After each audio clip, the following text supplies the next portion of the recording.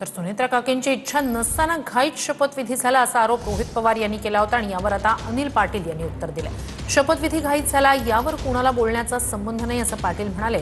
तर भाजपच्या पंकज भोयर यांनीही यावर प्रतिक्रिया दिली आहे।